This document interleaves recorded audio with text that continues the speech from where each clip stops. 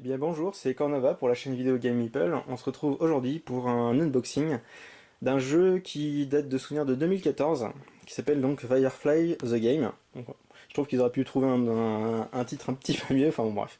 Donc c'est un jeu en fait dans l'univers de la série Firefly. Alors si vous connaissez pas, je vous invite à aller voir cette série qui est vraiment sympa.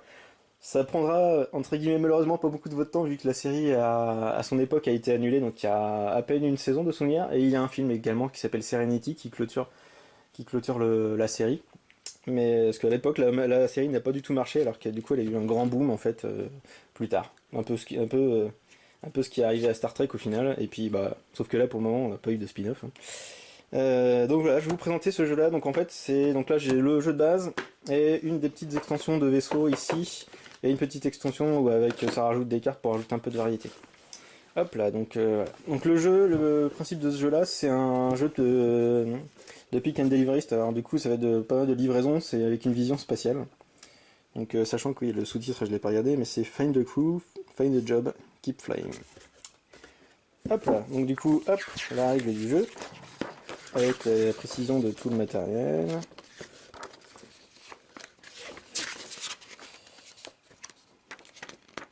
Toutes les règles.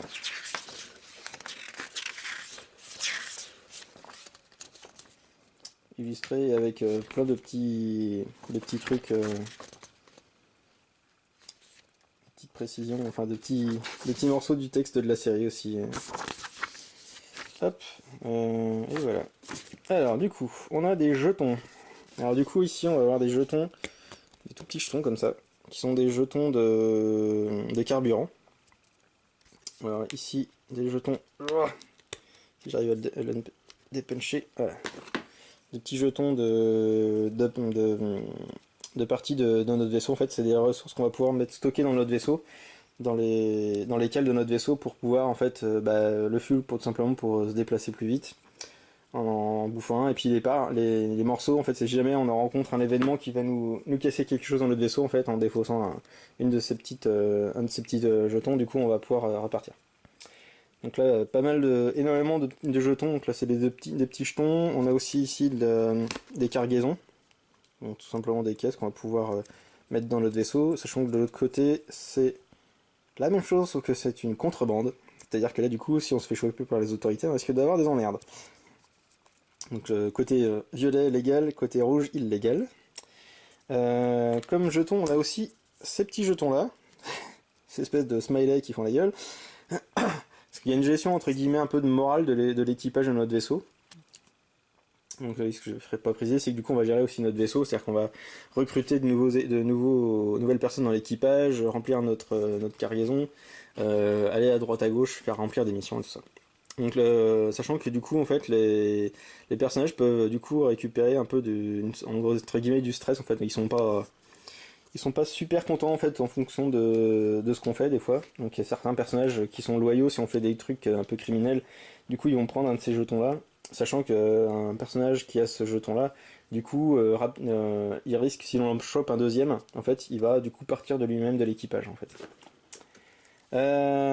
Du coup ici on a d'autres trucs, on a des passagers et la version contrebande qui sont des fugitifs. Donc c'est des jetons pareil, c'est des choses qu'on va pouvoir recharger dans nos vaisseaux. On a ici des jetons. D'un côté c'est du coup on va avoir des missions. En fait les missions parfois sont pour pour gagner il faut remplir différentes missions les unes après les autres. Donc à chaque fois qu'on va remplir une condition on va récupérer un jeton de gold comme ça. Donc ça permet de savoir où on en est sur la mission. Et là, c'est si jamais notre vaisseau est recherché, on va mettre ça sur notre vaisseau et on va avoir des soucis si le croiseur de l'Alliance vient nous voir, on va avoir des emmerdes. Ici, on a une petite dalle qui permet justement de faire un petit résumé de ce qui se passe quand on croise le vaisseau de l'Alliance et qu'est-ce qui se passe quand on croise les vaisseaux des... Alors, en français, c'était comment déjà? Les Rivers, c'était des... Je ne sais plus, en gros, espèce de groupe cannibale qui pille les vaisseaux et tout ce qui traîne dans l'espace. Des gens bien sympathiques. Hop là. Alors, juste en dessous, il y a le plateau de jeu, qui est, ma foi, assez immense. Et encore là, j'ai que le jeu de base, hein. Mais voilà, donc là, on voit même pas sur la largeur de ma caméra. Donc avec les différents systèmes, donc on voit, c'est découpé en zones, avec les différentes planètes, les différents systèmes solaires. Voilà. Hop, sachant que du coup là, comme je disais, j'ai que le jeu de base, donc déjà le plateau est déjà assez mastoc, mais il y a deux extensions qui rajoutent en gros l'équivalent de la moitié du plateau à droite et un autre à gauche. Donc le plateau est super super large avec les deux grosses extensions qui sont sorties en fait. Je vais mettre ça là ici. Ici, bah, tiens, justement ça c'est les missions. Ce sont les différentes missions qu'on peut accomplir, enfin les différents scénarios, voilà, on va dire plutôt, qu'on peut avoir à faire pendant notre partie. En fait, on choisit tout simplement, donc là c'est une fiche de setup simplement. Donc ça va expliquer comment on met le jeu en place. Et après, parfois, donc là, du coup, on a les différentes fiches de jeu qui vont parfois modifier un peu le setup et les différents goals, là, comme je disais ici. Alors, une estimation aussi de la durée du jeu ici. Ah oui, c'est un jeu qui dure par contre assez long, et plus on va être nombreux, plus il y a de joueurs autour de la table, plus ça va être long. Le jeu de base, il joue de 1 à 4, il me semble. En fait, avec les extensions, du coup, on peut jouer à plus nombreux, mais je pense pas que ce soit une bonne idée. Je pense que déjà, jouer à 3 4, ouais, maxi, effectivement, ça doit être assez. Ça doit déjà facilement prendre du temps, parce que là, voilà, ils estiment à 1 ou 2 heures, mais c'est vrai que quand on regarde très souvent, il y a des parties apparemment qui peuvent s'éterniser assez longuement, sur les 3 4 heures, quoi, des fois. Mais bon, ça dépend des scénarios, et puis ça dépend comment vous jouez, quand même. Du coup, c'est là. First Time. Ah, d'accord, First Time in the Cave. Donc, là, c'est une nouvelle édition que j'ai. Et du coup, ça, c'est un scénario d'introduction que l'éditeur avait mis. Et du coup, en fait, j'en ai la version concrète. Ça, c'est cool. En fait, qui est recommandé pour les nouveaux joueurs. Donc, qui est un petit peu plus long, parce que vous voyez, c'est marqué 1 ou 2 heures. Et après, les autres, c'est marqué 2 heures, 2 heures. Et voilà. Et du coup, là, ça, c'est la mission qui peut se jouer en solo. Donc, elle est estimée à 1 heure. Avec, du coup, le système de jeu solo. C'est avec cette carte-là que ça se passe. Sachant que je vois qu'il y a ça.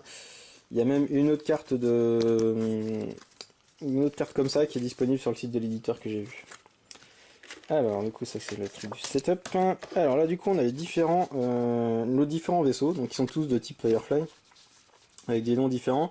De souvenir, le la boîte de base, tous les vaisseaux sont identiques en fait, à part du coup la couleur et le nom. Donc par exemple, si je prends le Serenity. Donc là en fait on voit, du coup on a les différents emplacements, on va pouvoir mettre les ressources dont je vous parlais tout à l'heure, tous les petits jetons dont je vous parlais, que je vous montrais tout à l'heure. Donc on va pouvoir mettre ça ici. Et du coup ça, comme c'est des demi, on va pouvoir en mettre deux par emplacement. Donc en fait on a la zone de chargement ici, et on a ici le stage qui est tout simplement des zones en fait où on peut cacher de la contrebande, des choses comme ça. Après, du coup, en fait, ça nous montre la zone de jeu. À droite, on va pouvoir mettre tous nos membres d'équipage, et on peut en avoir jusqu'à 6, y compris le capitaine. Ici, on peut mettre nos jobs qu'on a en cours. En fait, on peut en avoir jusqu'à 3 en cours et 3 dans l'autre main. Et ça, c'est toutes les améliorations de notre vaisseau. En fait, on va avoir un système de propulsion de base ici, qu'on va pouvoir upgrader. Et on va pouvoir upgrader notre vaisseau pour ajouter ici des cartes qui vont nous permettre de récupérer plus de personnel, plus de stockage et différentes autres habilités en fait. Donc ça, c'est des upgrades qu'il va falloir acheter en fait dans les différents lieux sur les différentes planètes. Hop là, du coup, hop là, on a des dés parce qu'en fait on va résoudre certaines choses en fonction de jets de caractéristiques. Du coup on a des dés, alors des dés légèrement custom, parce que la phase 6 c'est une représentation du Serenity, qui est du coup une phase qui correspond à la phase 6. Donc voilà. Donc on a 2 dés comme ça. Bon, on va aller dans les vaisseaux, donc du coup là on va avoir. Bon, les 7, j'en ai peut-être pas forcément besoin tout de suite. Donc là on a le croiseur de la fédération, donc la fédération je dis, de l'Alliance, n'importe quoi. Donc là c'est le gros croiseur de l'Alliance, donc il va se mettre sur son picot là, hop, snip. Donc assez mastoc, hein.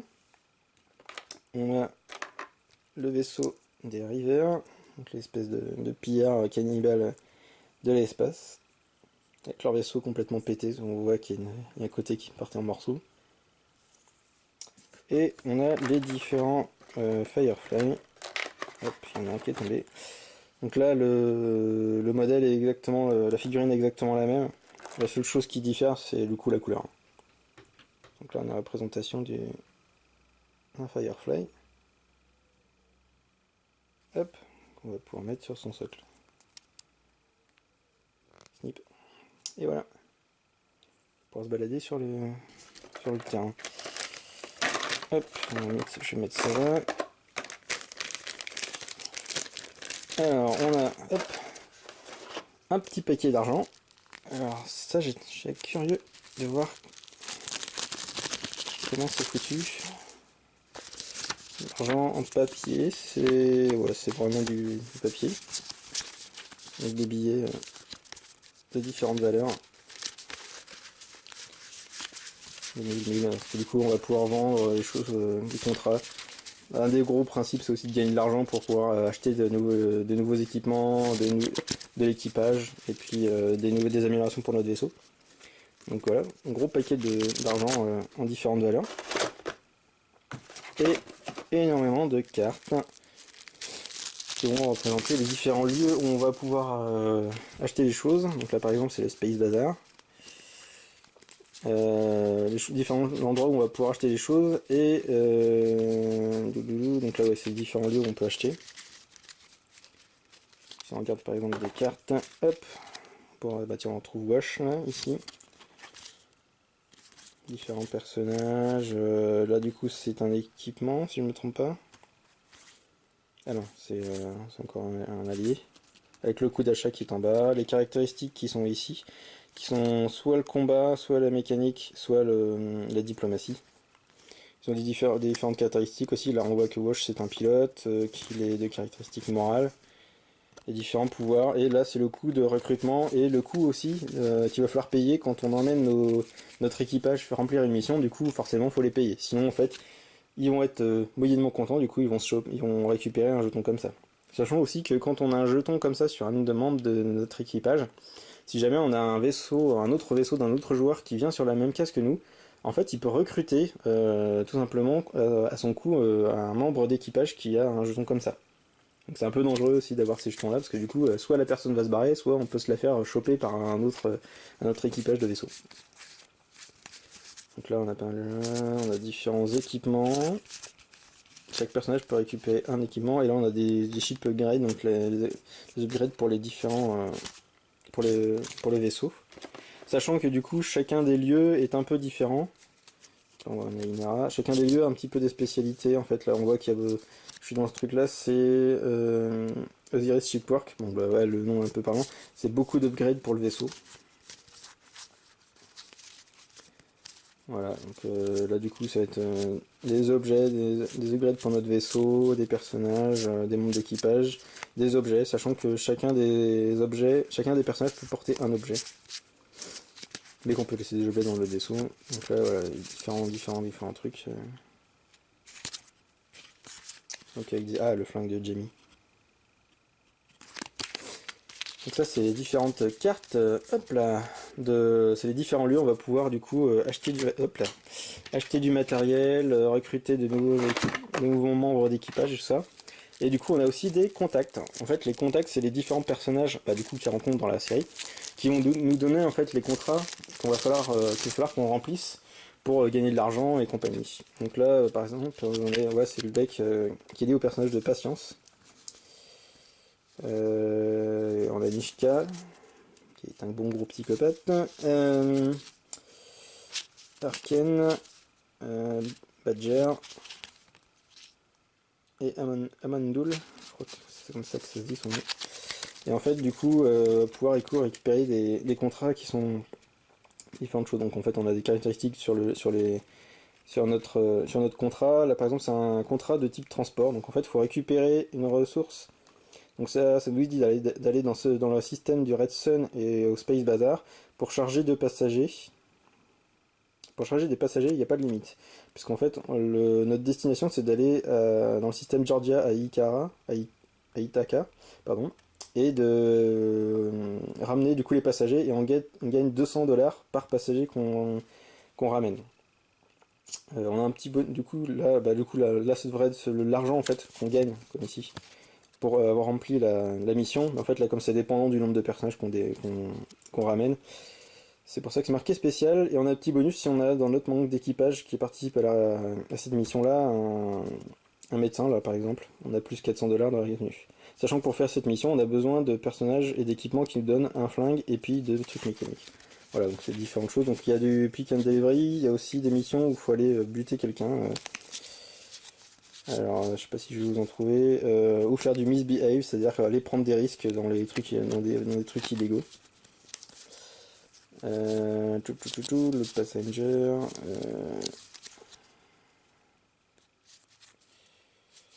Je sais pas si je vais réussir à en trouver comme ça rapidement. Ah ouais, pas mal de tout ça. Il y a quand même déjà tout ça de missions sur les différentes personnes avec lesquelles on va pouvoir interagir. Là, on a du coup ça c'est le moteur de chacun de le moteur de départ de nos vaisseaux.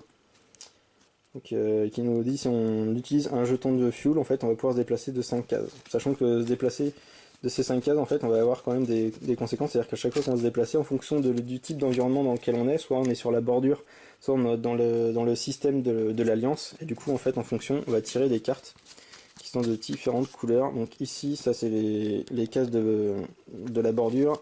Et les cartes bleues comme ça sont les cartes quand on est dans la zone de l'espace de l'Alliance. En fait, il va se passer différentes choses, soit on peut continuer à naviguer, soit il va se passer différentes choses. On a souvent le choix en fait de deux options. Voilà. Et puis ici, ces cartes-là, c'est les cartes misbehave qui sont des choses en fait qu'il va falloir faire. Des fois, on nous demande d'en accomplir un certain nombre à la suite. Et on a toujours le choix entre deux options pour passer cette carte, voire une troisième où en fait on peut défausser quelque chose ou utiliser une caractéristique d'un personnage.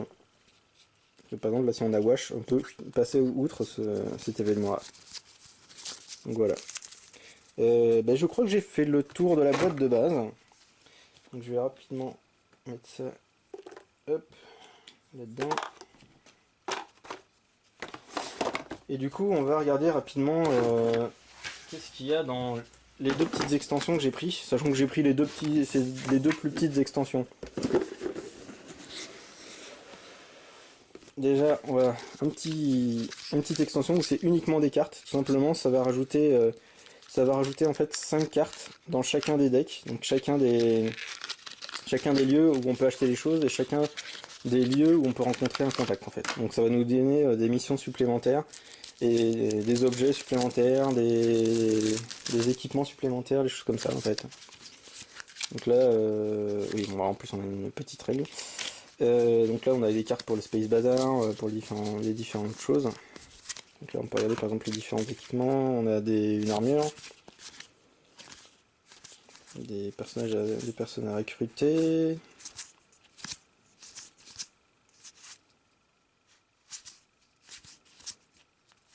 Des choses comme ça, plein de petites choses.